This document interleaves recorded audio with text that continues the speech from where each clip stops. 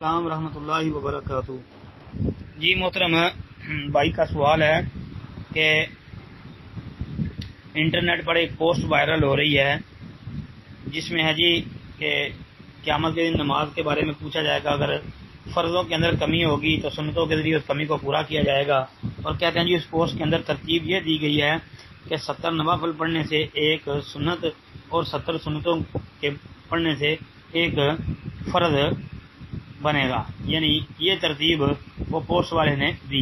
محترم بھائی، یہ ترتیب تو ہمارے علم کے مطابق بالکل صحیح نظر نہیں آتی کسی حدیث کے مطابق۔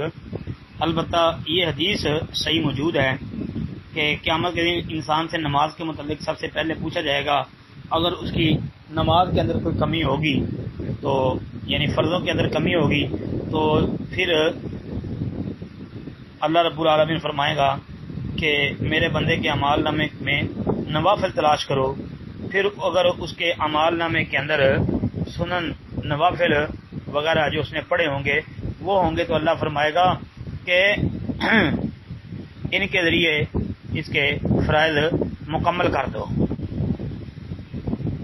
جی یہ تو روایت صحیح ہے، صحیح سنن نسائی شیخ البانی کی، اس میں 453 نمبر پر موجود ہے، اور جو سنن نسائی کے اندر ہے اس کے اندر اس کا نمبر 468 ہے، شیخ البانی والا 453 ہے۔ جی اس کے علاوہ یہ ابو داود اور ابن حبان کی صحیح اور حدیث کی کئی کتابوں میں یہ روایت دیکھ لیں۔ باقی یہ ترتیب جو ہے یہ ترتیب ہمارے علم کے مطابق درست نہیں ہے۔ السلام علیکم ورحمۃ اللہ وبرکاتہ۔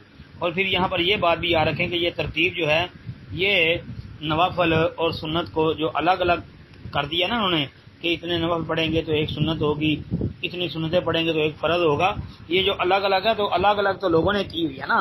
باقی نبی علیہ الصلوۃ والسلام کی سنت اور حدیث میں تو جو ہے فرض کے علاوہ جو نماز ہے اس کو تطوع نفل نماز ہی کہا ہے۔ السلام علیکم ورحمۃ اللہ۔